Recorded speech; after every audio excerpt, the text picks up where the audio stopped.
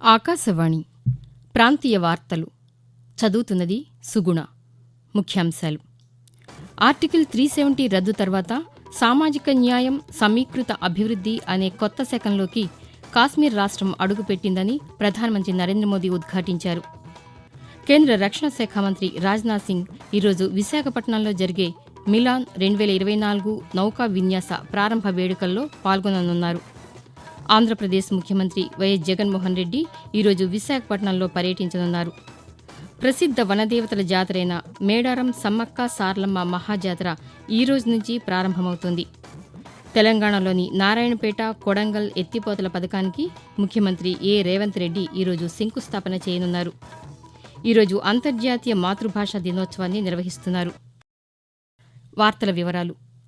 Article 370 రద్దు తర్వాత సామాజిక న్యాయం, సమీకృత అభివృద్ధి అనే కొత్త శకంలోకి కాశ్మీర్ రాష్ట్రం అడుగుపెట్టిందని ప్రధానమంత్రి నరేంద్ర మోదీ ఉద్ఘాటించారు.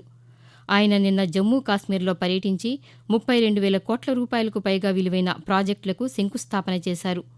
ఉధంపూర్, శ్రీనగర్, బారాముల్లా రైల్ లింక్లో దేశంలోని అతిపెద్దదైన 12.77 కిలోమీటర్ల పొడవైన రైల్వే సొరంగాన్ని ప్రధాని ప్రారంభించారు. అనంతరం జమ్మూలో జరిగిన బహిరంగ సభలో ప్రధానమంత్రి మాట్లాడుతూ జమ్మూ కాశ్మీర్లో వేగంగా అభివృద్ధి జరుగుతోందని, ఈ ప్రాంత సమగ్ర అభివృద్ధికి కేంద్ర ప్రభుత్వం కట్టుబడి ఉందని అన్నారు.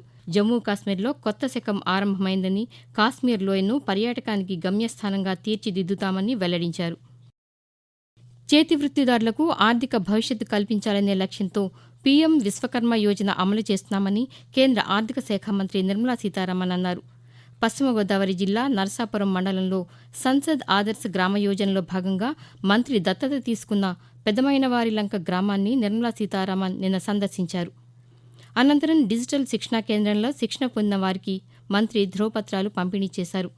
ఈ సందర్భంగా మంత్రి మాట్లాడుతూ పీఎం విశ్వకర్మ పథకంలో భాగంగా చేతి వృత్తిలో నైపుణ్యాన్ని మరింతగా పెంచేందుకు శిక్షణను ఇచ్చి శిక్షణాకాలం 7 రోజుల్లో రోజుకు 500 రూపాయల చొప్పున వేతనంతో పాటు 15,000 రూపాయలు విలువ కలిగిన నాణ్యమైన టూల్ కిట్ను కూడా అందజేయడం జరుగుతుందని వివరిస్తూ, ప్రతి రోజుకు వాళ్ళ చేతిలో 500 రూపాయలు డబ్బు స్టైఫండ్ కింద ఇవ్వడం, మీకు కంప్లీట్ ఒక టూల్ కిట్ ఇస్తున్నారు.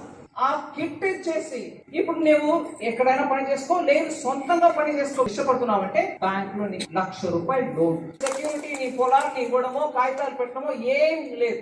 ప్రధానమంత్రి గారి పేరు మీద ఆ లోన్ గ్యారంటీకి నువ్వు వెళ్ళి ఆ లోన్ తీసుకోవచ్చు. ఆ లోన్ కూడా రేట్ దగ్గర ఒక 4% సబ్సిడీ తోటి వస్తుంది. కేంద్ర రక్షణ శాఖ మంత్రి రాజ్నాథ్ సింగ్ ఈరోజు విశాఖపట్నంలో జరిగే మిలాన్ 2024 నౌకా విన్యాస ప్రారంభ వేడుకల్లో పాల్గొంటున్నారు. ఢిల్లీ నుంచి ప్రత్యేక విమానంలో ఈ మధ్యాహ్నం విశాఖపట్నం చేరుకుంటారు. అక్కడి నుండి బయలుదేరి నేవీ బేస్కు చేరుకుంటారు. సాముద్రిక నేవల్ ఆడిటోరియంలో ఈ సాయంత్రం 4 గంటలకు జరిగే మిలాన్ 2024 నౌకా విన్యాస ప్రారంభ వేడుకల్లో పాల్గొంటారు. ఆంధ్రప్రదేశ్ ముఖ్యమంత్రి వైఎస్ జగన్మోహన్ రెడ్డి ఈరోజు విశాఖపట్నంలో పర్యటించనున్నారు. గుంటూరు జిల్లా తాడేపల్లి నుంచి బయలుదేరి గన్నవరం విమానాశ్రయం నుంచి ప్రత్యేక విమానంలో విశాఖకు చేరుకుంటారని అధికారులు తెలిపారు. అక్కడి నుంచి రహదారి మార్గంలో చిన్న ముషిడివాడలోని శ్రీ శారదా పీఠంలో పలు ఆధ్యాత్మిక కార్యక్రమాల్లో పాల్గొంటారని పీఠాధిపతి స్వరూపానందేంద్ర సరస్వతి స్వామీజీ, ఉత్తరాధికారి స్వాత్మానందేంద్ర సరస్వతి స్వామీజీతో కలిసి పీఠంలో నిర్వహించే రాజశ్యామల యాగంలో పాల్గొంటారని తెలిపారు. ముఖ్యమంత్రి విశాఖ శ్రీ శారదా పీఠాన్ని సందర్శించనున్న నేపథ్యంలో అధికారులు విస్తృత ఏర్పాట్లు చేశారు. మేడారం జాతరకు తరలివచ్చే భక్తుల సౌకర్యార్థం 6,000 ప్రత్యేక బస్సులను నడుపుతున్నట్లు తెలంగాణ రాష్ట్ర రహదారి రవాణా సంస్థ టీఎస్ఆర్టీసీ ఎండీ వీసీ సజ్జనార్ తెలిపారు. తెలంగాణలోని అన్ని జిల్లాల నుంచి ఇప్పటికే బస్సులు అక్కడికి వెళ్లినట్లు చెప్పారు. రద్దీ అధికంగా ఉండే ఉమ్మడి వరంగల్, ఖమ్మం, కరీంనగర్, ఆదిలాబాద్ జిల్లాలో 51 క్యాంపులు ఏర్పాటు చేసి అక్కడి నుంచి బస్సులు నడుపుతున్నట్లు ఆయన సామాజిక మాధ్యమం ఎక్స్లో వెల్లడించారు. పెద్ద మొత్తంలో మేడారం జాతరకు బస్సులను నడుపుతున్నందున రెగ్యులర్ సర్వీసులను తగ్గించామన్నారు.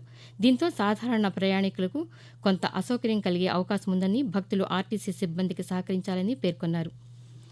ఆకాశవాణి ప్రాంతీయ వార్తలు వింటున్నారు.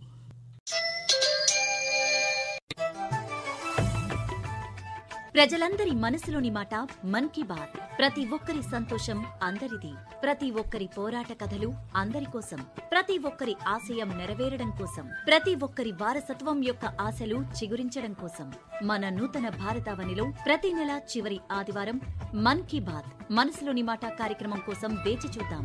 మలయాంచల ఎత్తుల నుండి వింధ్యాచల గుమ్మం వరకు, బ్రహ్మపుత్ర ఘాట్ల నుండి హిమాలయాల విస్తరణ వరకు మన ప్రధానమంత్రితో జరుగుతున్న మన్ కీ బాత్ మనసులోని మాట కార్యక్రమంలో తెలుసుకుందాం. ఈ నెల 25వ తేదీ ఉదయం 11 గంటలకి ఆకాశవాణి మరియు దూరదర్శన్ అన్ని ఛానల్స్ లోనూ ప్రసారం. మీరు కూడా ఈ కార్యక్రమంలో భాగస్వాములు కావాలనుకుంటే మీ సమస్య లేదా సలహాలను 180011780కి రికార్డు చేసి ఫిబ్రవరి 23వ తేదీలోపు పంపండి. గుర్తుంచుకోండి, ఫిబ్రవరి 25 ఆదివారం ఉదయం 11 గంటలకు మన్ కీ బాత్ మనసులోని మాట.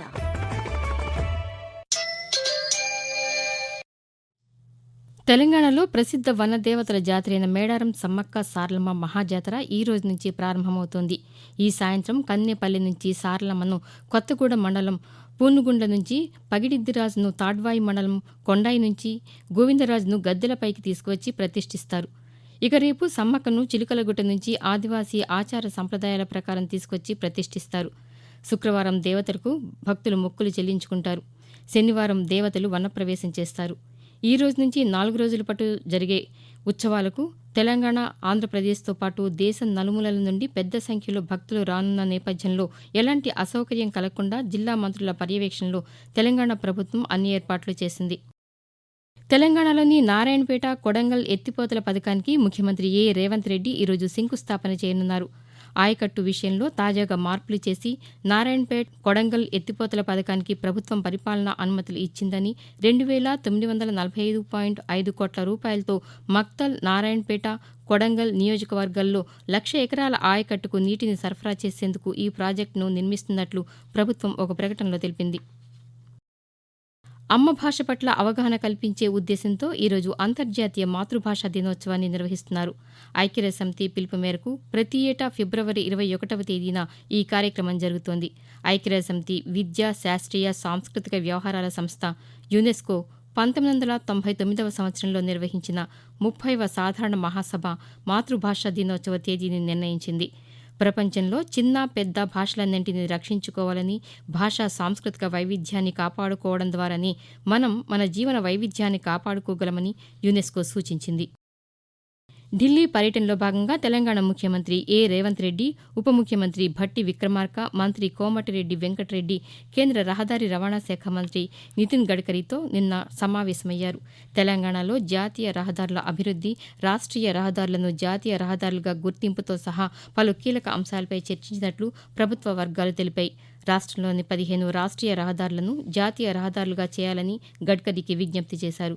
అలాగే ఈ సమావేశంలో రాష్ట్ర ప్రభుత్వం చేపట్టిన రహదారుల అభివృద్ధితో పాటు అంతర్జాతీయ సంస్థల నుంచి రావాల్సిన నిధుల గురించి చర్చించారు.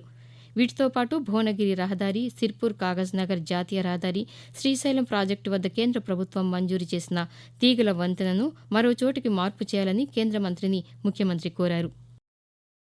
తెలంగాణలో భారతీయ జనతా పార్టీ విజయ సంకల్ప యాత్రను బీజేపీ రాష్ట్ర అధ్యక్షులు కేంద్ర మంత్రి జి కిషన్ రెడ్డి నిన్న ప్రారంభించారు. నారాయణపేట జిల్లాలోని కృష్ణానది ఒడ్డున ఈ యాత్రను శంఖారావం పూరించి ప్రారంభించారు. ప్రాంతీయ వార్తలు ముగించే ముందు ముఖ్యాంశాలు మరొకసారి. ఆర్టికల్ 370 రద్దు తర్వాత సామాజిక న్యాయం, సమీకృత అభివృద్ధి అనే కొత్త శకంలోకి కాశ్మీర్ రాష్ట్రం అడుగుపెట్టిందని ప్రధానమంత్రి నరేంద్ర మోదీ ఉద్ఘాటించారు. కేంద్ర రక్షణ శాఖ మంత్రి రాజ్నాథ్ సింగ్ ఈరోజు విశాఖపట్నంలో జరిగే మిలాన్ 2024 నౌకా విన్యాస ప్రారంభ వేడుకల్లో పాల్గొనున్నారు. ఆంధ్రప్రదేశ్ ముఖ్యమంత్రి వైఎస్ జగన్మోహన్ రెడ్డి ఈరోజు విశాఖపట్నంలో పర్యటించనున్నారు. ప్రసిద్ధ వనదేవతల జాతరైన మేడారం సమ్మక్క సారలమ్మ మహాజాతర ఈ రోజు నుంచి ప్రారంభమవుతోంది. తెలంగాణలోని నారాయణపేట, కొడంగల్ ఎత్తిపోతల పథకానికి ముఖ్యమంత్రి రేవంత్ రెడ్డి ఈరోజు శంకుస్థాపన చేయనున్నారు. ఈరోజు అంతర్జాతీయ మాతృభాషా దినోత్సవాన్ని నిర్వహిస్తున్నారు. ఆకాశవాణి ప్రాంతీయ వార్తలు ఇంతటితో సమాప్తం.